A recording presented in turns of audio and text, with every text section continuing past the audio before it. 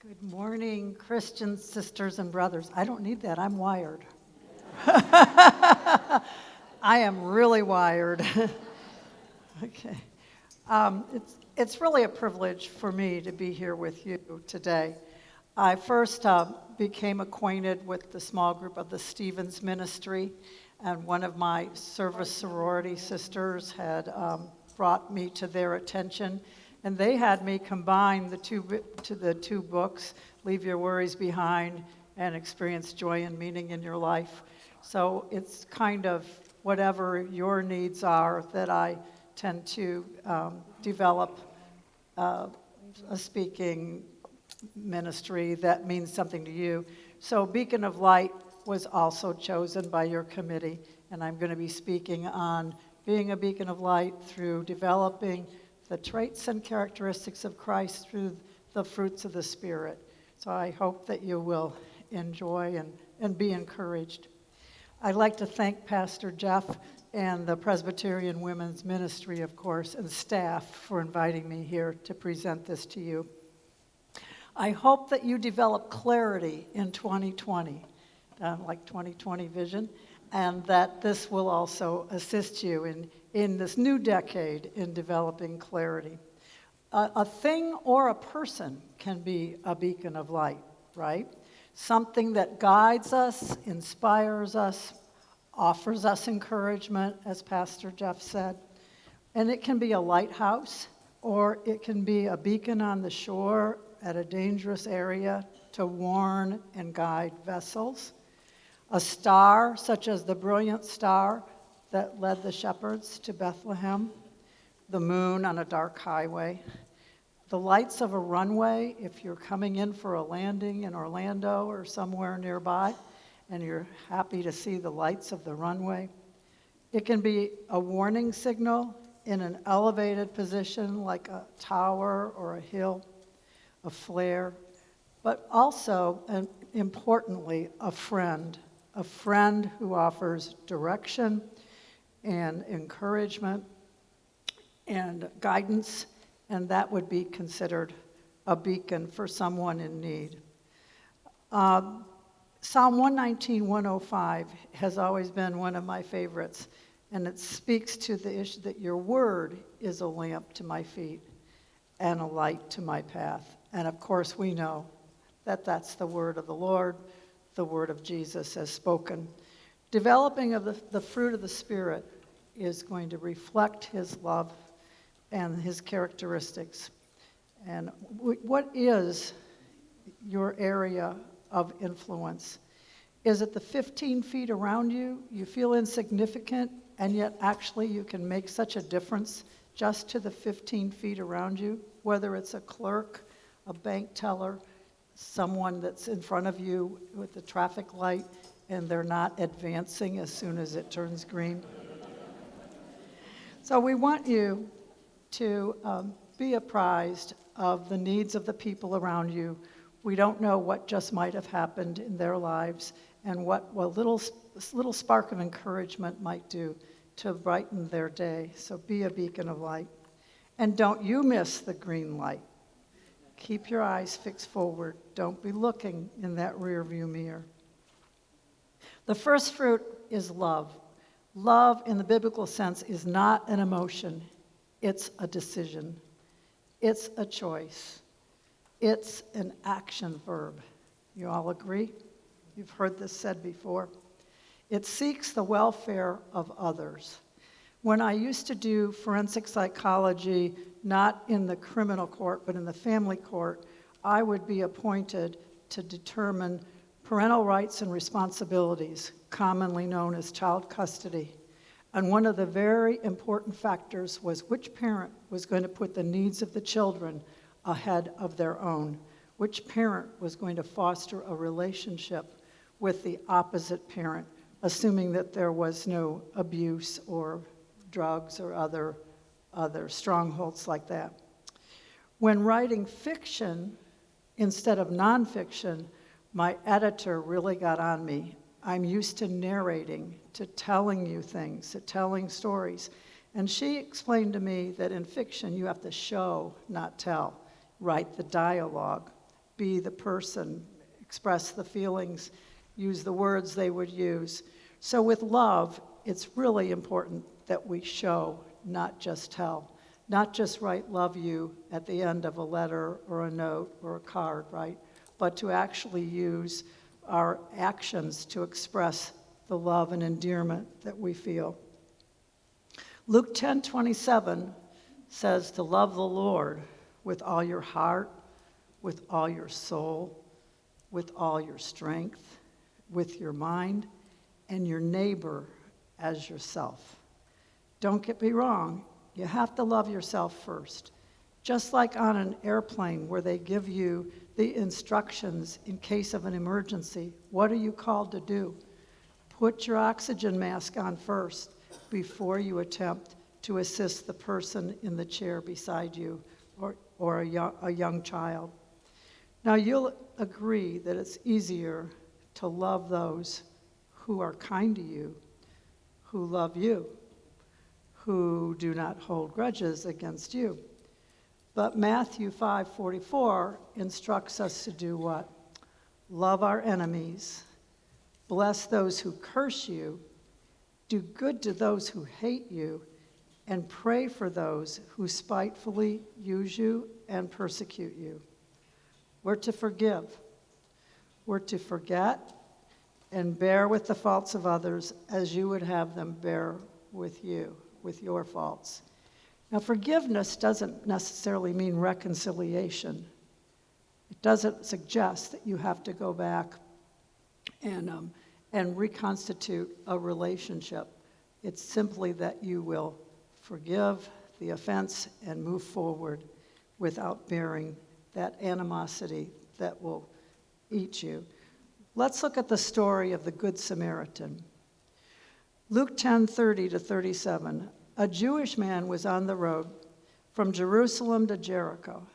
He was beaten, he was robbed, he was stripped, and he was left for dead on the side of the road. A priest passed him by, actually crossed over to the other side of the road, as did a Levite. But along came a despised Samaritan who took pity on the poor man. Action, right? Action word. What does that entail? He got off his donkey, Pastor Jeff, and rendered what first aid he could. Next, he put the injured man on his donkey, took him to an inn, where he stayed with the man before going on his way the next morning.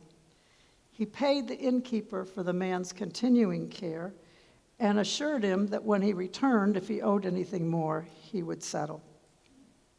Ask yourself, would you have gotten down off your donkey? Were you here the day for that message from Pastor Jeff? I was here that day. Are you merciful? How much inconvenience will you tolerate? Imagine the inconvenience of that Samaritan. Whatever plan he had for the remainder of his day wasn't going to transpire, was it? And who do you perceive as your neighbor? Who do you perceive as your neighbor? We're moving on to joy. The Greek translation is gladness and delight. Perhaps you've heard it said that you're to delight in the Lord and serve him with gladness.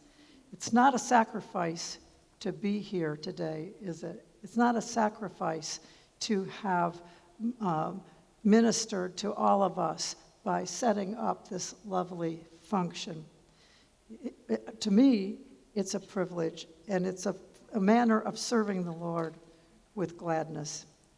The world equates happiness with what? Success, good fortune, joyfulness, but the world's joy cannot last. True joy is not based on people, things, places, events, recognition. True joy, in the spiritual sense, is based upon eternal circumstances. We have hope, don't we, that our circumstances will result in eternal joy, knowing you'll spend eternity with other believers in heaven. Whatever the circumstances, there's this river of joy. One of the obstacles to living a life of joy to carry you through is the enemy of worry or fear, which I've written about. I volunteer at a men's halfway house, Casa Hope, where many of the men have served time for drug, alcohol offenses, nonviolent, and they're there a year.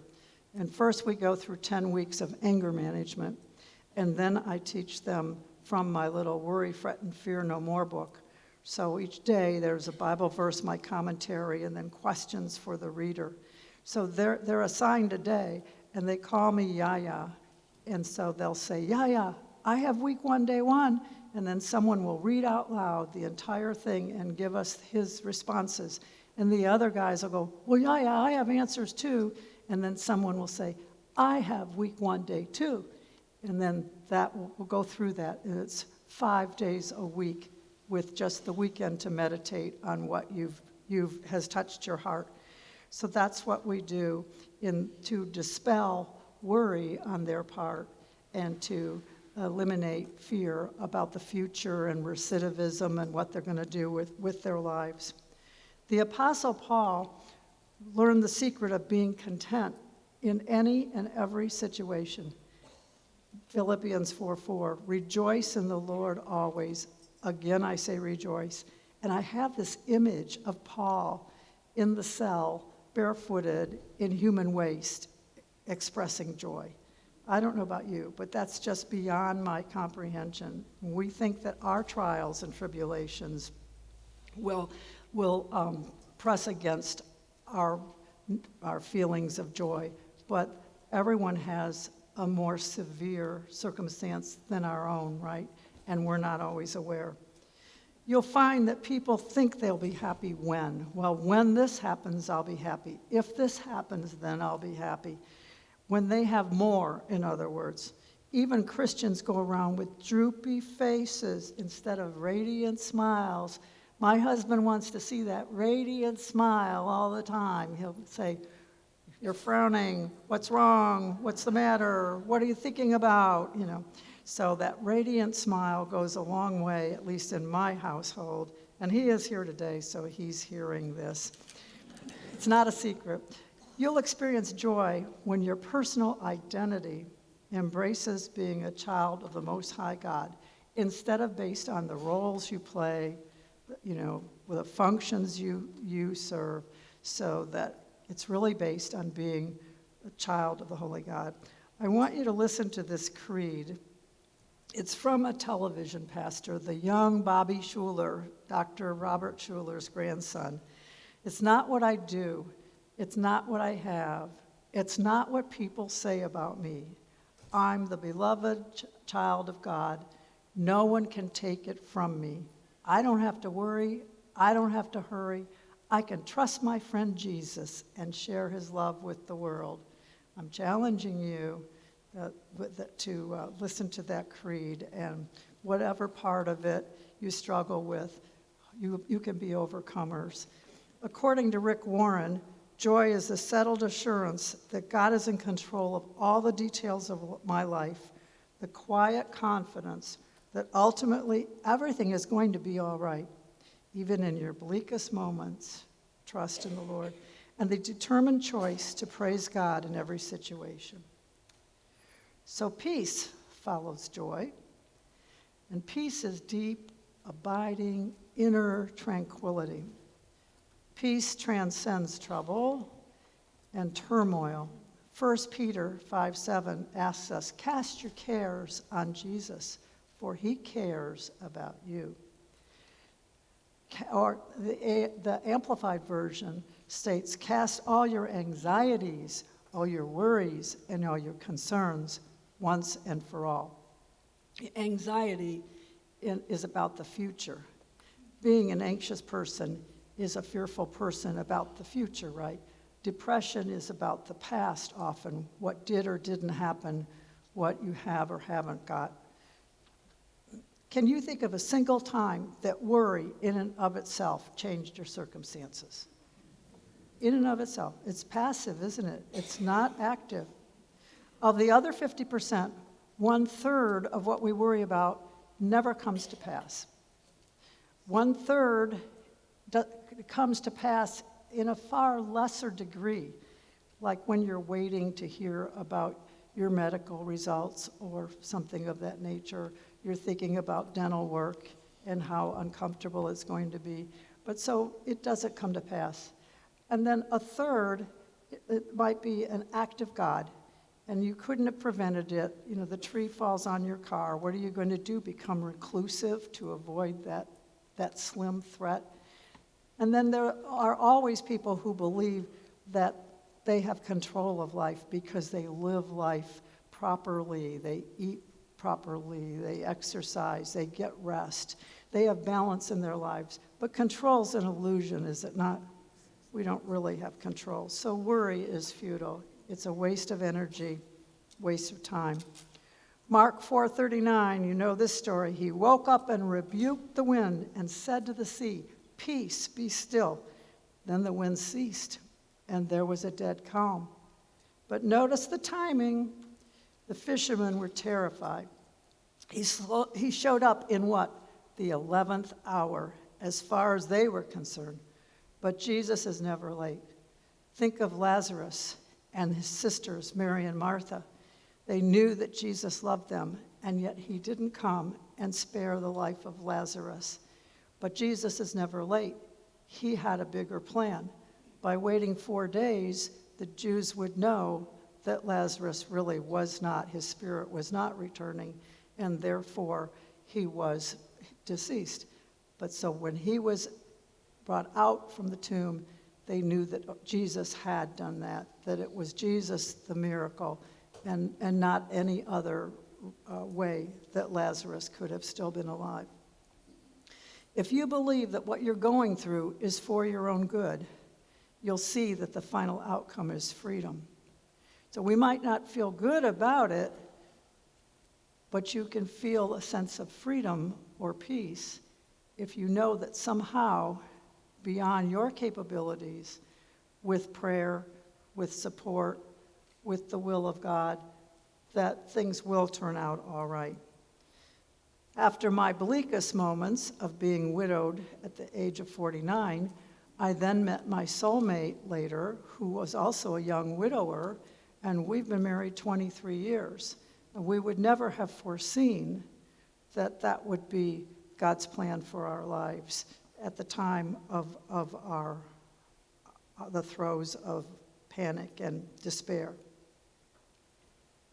Maybe you think that God has said no to you, but the answer really is not yet. So don't despair. It may not be no. It may simply be not yet. You'll be peacemakers that way and live in harmony if you can be content and know that his no simply may be not yet. On the other hand, he may want you to persevere and mature first, or he may have a better plan, like he did in not healing my husband, a better plan for my life. Jeremiah 29:11 is my life verse. The Lord has a plan for you, to prosper you, not to harm you, to bring you a hope and a future. So when I autograph the books, I put Jeremiah 29:11 usually in the Balance and Purpose book, and I put Philippians 4:13 in the Worry and Fear book. I can do all things through Christ who strengthens me. Do you have trouble with trust? If you can trust in God, even when you don't see his presence or feel as if he hears your prayers, you'll experience that peace.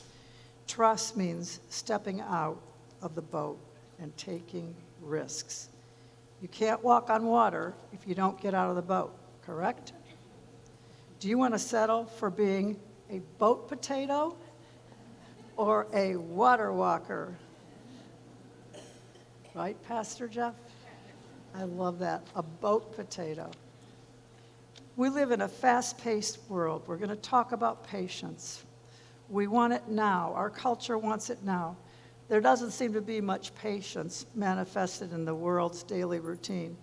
People, on the other hand, who are filled with the Holy Spirit, put up with circumstances and even with other people when they're severely tried. It's not tired, it's tried.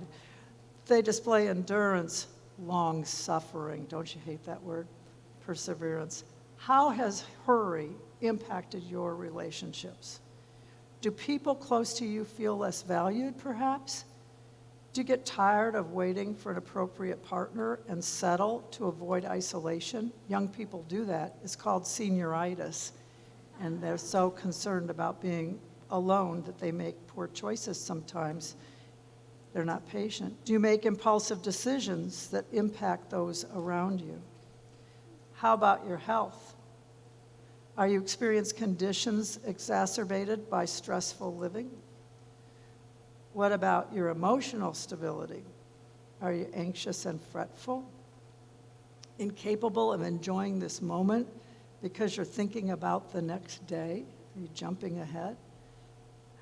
When God can trust you with handling the small tasks in life, He'll open doors for you to step through and move forward toward your dreams and goals.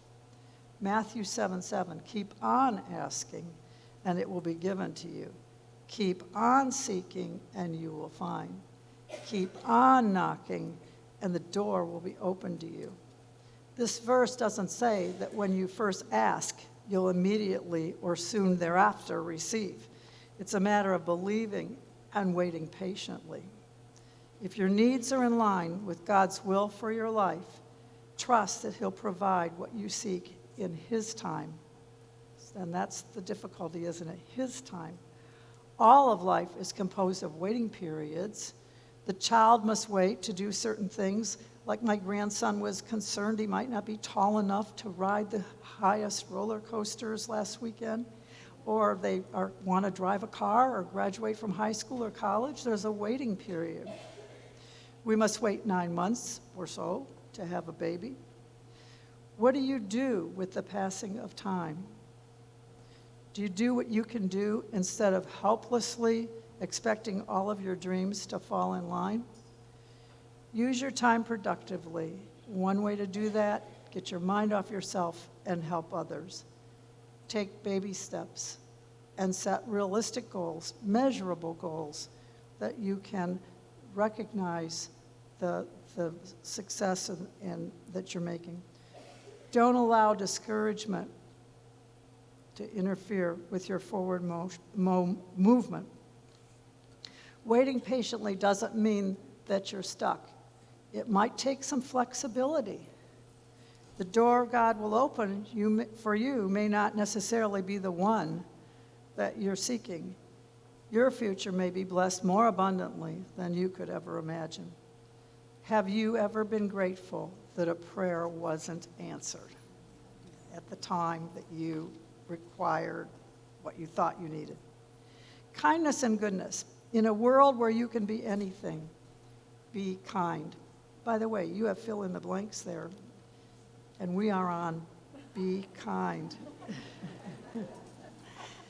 That is number 8. In a world where you can be anything, be kind. Kindness and goodness are fruits that are closely related. They leave you feeling as if you're acting with integrity. And the last stage of life, it's considered integrity versus despair. You know, have you completed your race in a way that you can say, I did it with integrity, or do you have regrets? It leaves you feeling as if you're acting with integrity, and it's easy to show kindness to others who have shown kindness to. Have you worked on being kind to those who've been rude or hurtful to you? Someone that has spread gossip and untruths about you? Someone who has hurt someone you love in words and deeds? That's more difficult, isn't it, sometimes? We don't want to see people that we love hurt. There are times we simply do not have enough information, and we make assumptions about others and their responses to us. For example, my husband mentors a 14-year-old boy from Leesburg. At times, he gets into the car, crosses his arm in front of his chest, and grunts when spoken to, and this tends to hurt my husband's feelings. It may anger him a bit.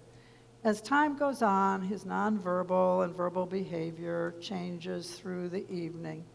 But I've mentioned to my husband, there's no way of knowing what this boy just experienced in that house on his way out the door. So it should not be taken personally because we can't know. We don't have enough information sometimes to be able to analyze why people respond or fail to respond in the way that would be acceptable to us.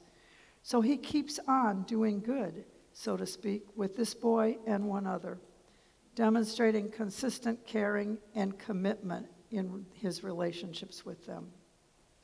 Luke 6:27-31, but I tell you, hear me. Love your enemies, do good to those who hate you, bless those who curse you, and pray for those who mistreat you. Who are our enemies? They may be individuals or groups of people who have directly or indirectly hurt us or our loved ones.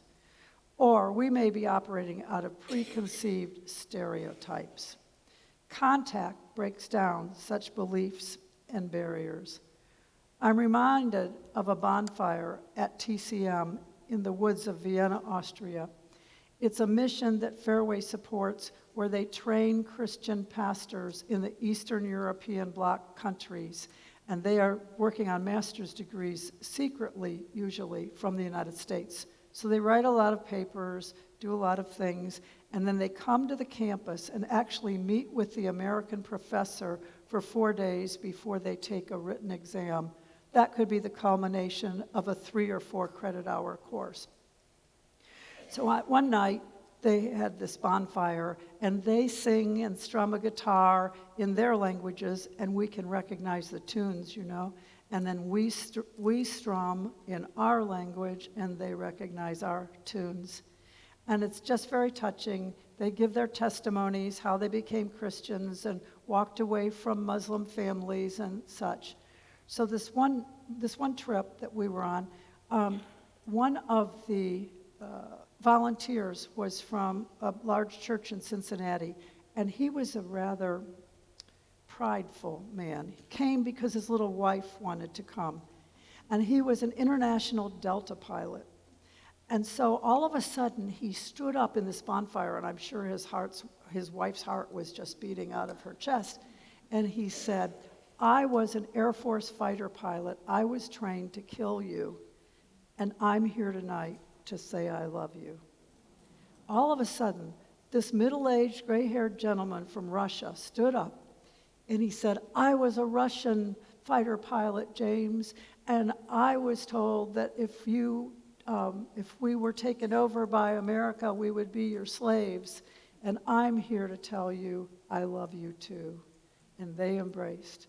And that changed my life, and I think my husband's life, because we don't believe in circumstances. The chances of that student being there, that session when that man chose to come and be responsive to his wife's needs for him to be there, changed many, many lives, I believe. Goodness in action reflects God's goodness and mercy toward us. Every human being deserves dignity, to feel worthy instead of worthless. We need to be the people who dignify others. This world is full of broken people. One of the most exciting descriptions of Jesus is found in 5 words when the Apostle Paul spoke. He went around doing good. He went around doing good. Going on to faithfulness. The dictionary defines faithfulness as being steadfast in affection or allegiance, being loyal, being firm in adherence to promises or observance of duty, commitment to someone or something, dedicated, reliable. Do you attach those reflections on yourself or those around you? Proverbs 3:3, let love and faithfulness never leave you. Bind them around your neck. Write them on the tablet of your heart. And then Philippians 4:13, I can do all things through Christ who strengthens me. In the course of being faithful, you may be called to be courageous. The story of Esther touches my heart. Her cousin Mordecai faithfully raised her. And she risked her life to be faithful to her people. I mean, the king could have ordered her slain because she approached him without being invited. Then there's the Moabite Ruth. And we know the story of Ruth's dedication and faithfulness to Naomi. She knew that Naomi was faithful to her Lord, and she didn't understand that, but she chose to follow Naomi. And in doing so, she ended up marrying Boaz and was the great-grandmother of King David. Often the Webster definition and the biblical definition of words are vastly different. But in terms of faithfulness, they seem to coincide. It's often said that if God can trust us with small things, sees us faithful, he'll entrust us with greater things. And I think that when we trust God and remain faithful, we can be assured he'll maintain his covenant with us. Keep in mind, worry is a contradiction to faith. When I teach the strategy of self-talk to overcome that habit of worry, I suggest that that be one of those things that you say to yourself in your head or out loud. Worry is a contradiction to faith. Worry is a contradiction to faith. There's no guarantee that those people that we're faithful to will remain loyal to us. You have employers and companies and people who disappoint you and loved ones that may betray you. But we need to keep our focus on the one who will always have our backs, so to speak. Gentleness. The term gentleness is defined as the quality of being kind, tender, mild-mannered. According to Webster, it's identified as the sound of light rain. That's not what we had the other evening, is it? It's also associated with humility and thankfulness toward God. It's not described as wimpy. Gentleness is not a synonym for wimpy. Meekness is our attitude toward God, not man. Consider a wild Mustang who's broken or tamed to accept a bridle, a saddle, a rider. Although he has been meeked, his power is still there, right? Under control, under constraint. So consider yourselves meeked, knowing that you have that inner power to connect with the Lord Almighty. Examples of individuals known for their gentle, meek spirit include Mother Teresa, and she was a very strong woman, right? Abraham Lincoln and Jesus. Let's not forget Psalm 51. Create in me a clean heart, O Lord, and a gentle spirit within me. A man who lives right and is right has more power in his silence than another has by his words.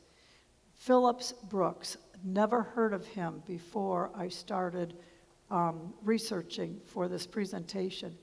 And he was an American Episcopal clergyman who wrote the words to Little Town of Bethlehem. And so I started looking at his sayings, and this was one of his sayings. A man who lives right and is right has more power in his silence than another has by his words. Sometimes you wonder why you don't take on someone who perhaps speaks offensively about something that you believe in, values you believe in, and then people would come to me and say, why didn't I say something at lunch to that woman, or whatever?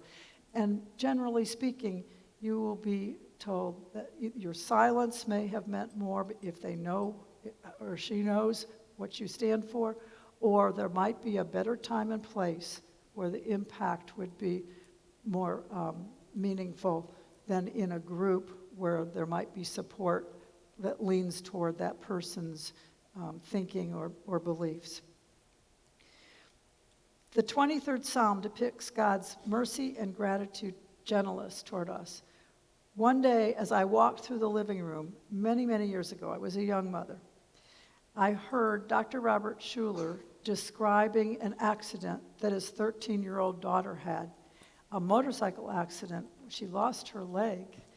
And he said to her, What sustained you that night in the darkness, in the dampness, in the ditch for 40 minutes until help arrived?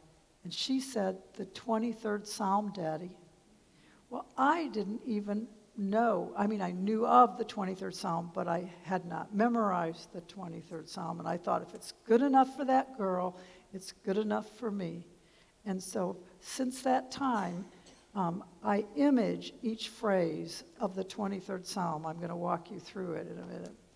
And if you have any kind of insomnia, either before falling asleep or in the night when you get up and then you return to bed and your mind starts to work, problem solving or what have you, then the 23rd, you can't go through the 23rd Psalm twice without falling asleep, trust me. So the Lord is my shepherd, I shall not want. I picture Jesus walking toward me with a lamb at his feet and a lamb in his arms. How do you picture it? The Lord is my shepherd, I shall not want. He makes me lie down in green pastures. So I see myself lying down on this hill. But for many years, my image was of me as a girl with braids. And only in maybe the last 15 years did I see myself as an adult woman. A brunette, but adult woman. He leads me beside the still waters. He reaches down, takes my hand, and we walk beside a babbling brook. He leads me in the path of righteousness for his name's sake. He restores my soul. Though I walk through the valley of the shadow of death, I will fear no evil. I had trouble picturing that, the shadow of death. And somewhere I read about how stupid, I think it was, I don't know, but how stupid and dirty sheep are. And so I think it was the 23rd Psalm for Women, a book, the 23rd Psalm for Women, and how dirty and stupid sheep are. They're going to run pell-mell and fall off the cliff if it's dark. And so the valley of the shadow of death refers to that, of the sheep not running off the cliff, and so the valley of the shadow. Thy rod and thy staff, they comfort me. It's the job of the shepherd, right, to protect his sheep. He prepares a table before me in the presence of my enemies. You see my fruit? That's for this afternoon. But I do picture fruit in the table that he sets before me. He anoints my head with oil. My cup overfloweth. Surely goodness and mercy, those are my angels, will follow me all the days of my life, and I will dwell in the house of the Lord forever. Amen. I encourage you, when you go home, take it upon yourself to do this exercise. Self-control. As we grow, all the characteristics of Christ will be manifested in us. Just because self-control is posted last doesn't mean it's less important than the first 8 qualities, right? They're kind of the bookends. Here's love and here's self-control. It means living with restraints to be more like Jesus. It means controlling our emotions, fill in the blank, and desires, or the expressions of them in our own behavior, especially in difficult situations or when doing something that might not be in your self-interest. It's recognizing the red flags and caution signals. It's similar to self-discipline. How many times have you seen a red flag and ignored it and then just plunged forward with your plan only to feel defeated or undermined or obstructed? Behaviors learn so it can be unlearned. That's part of my psychological philosophy. When I had a full private practice and women and men like yourselves would come to see me to work on love, work, any family, children issues in life, being in the squeeze generation between kids and elderly parents and things before we were the elderly parents, I would explain to them, and I do in my book, that behavior is learned and it can be unlearned. So if you think about if you were a young person and you were smoking, and what purpose, you don't say why, what purpose did smoking serve? Was it to fit in? Was it to be rebellious? Was it to reduce stress? It served a purpose. And then what happens? It becomes habitual, and maybe it no longer serves that original purpose. So it was learned behavior, and it can be unlearned. And unlearning through the power of Christ works a lot better than unlearning through our self-motivation and self-power. Can I get an amen? 1 Timothy 1:7, God did not give us a spirit of timidity or cowardice or fear, but he gave us a spirit of power and of love and of sound judgment and personal discipline, abilities that result in a calm, well-balanced mind and self-control. Those around us may not be aware that we're called to exercise self-control. They might think it's just our nature. They might think that you're a patient person, and they're not. They don't realize that it takes discipline and practice over time. It entails controlling the tongue. Do you listen to Joyce, Mama Joyce Meyer? She writes a lot about the power of the tongue. It can be used to encourage, right, or to tear down. It means battling temptation and dealing appropriately with fear and anger. Think of the stories of Joseph and Daniel. Joseph refused the advances of Potiphar's beautiful wife. He chose loyalty over lust, and he paid dearly, temporarily, dearly for that. Daniel was loyal to his faith, to one God. He wouldn't bow down to golden idols. He even refused royal food and wine, and he continued to pray in spite of potential consequences or death. These men exemplified courage, faithfulness, commitment, right? Just like physical fruit, the fruit of the Spirit will not ripen in our lives overnight. We're in this hurry-up system. Like any successful gardener, we must battle against weeds. They could even look lovely. Sometimes I see these purple flowers. We back up to a farm, and they're weeds. Or the other day, I said something to my daughter-in-law out in Berkeley, California. And I look at those yellow flowers in your backyard. She said they're weeds.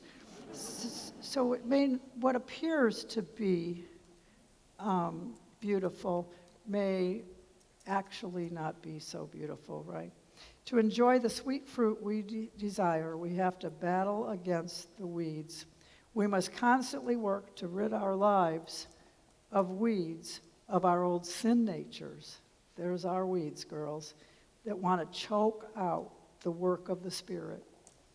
So consider as a visual your sin nature, old sin nature, of course, of weeds that tried to choke out the work of the Spirit. The Holy Spirit gives us the power we need to reject the old behavior and shape us and grow us to look like Jesus. God's goal is for all of his children to be like his Son. Self-control may mean waiting on the Lord, right? And not taking things into your own hands. It's called letting God be God. And it's called not enabling, not doing something for others that they could do for themselves, not taking that step forward, risky, extremely risky of your own, instead of letting God intervene and be God. Let us run with patience the race that's set before us. When the timing is right, there'll be someone to pass the baton to you. You need to remain in that designated area, stand firm to receive the baton, and run the leg set forth for you. If you leave the area too soon, you'll forfeit the race for your team. This takes an element of trust, does it not? As you wait to feel the baton placed firmly in your hand, you need to remember from the past that it will happen. Charles Colson tells a story that I'm going to end with about a prison riot which took place in Washington, D.C.'s Lorton Prison Complex. Inmates were on the rampage, torching buildings with armed gangs roaming the grounds to do any damage they could. But in the main prison exercise yard, there was a group of Christian inmates standing in a huge circle, arms linked together. and singing hymns.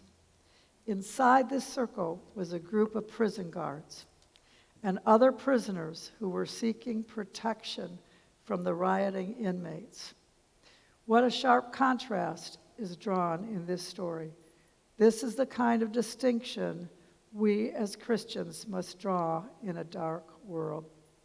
Jesus said that we're to be the light of the world in contrast to the darkness of this worldly system. Contrast is what it's all about. And I thank you for your time and attention.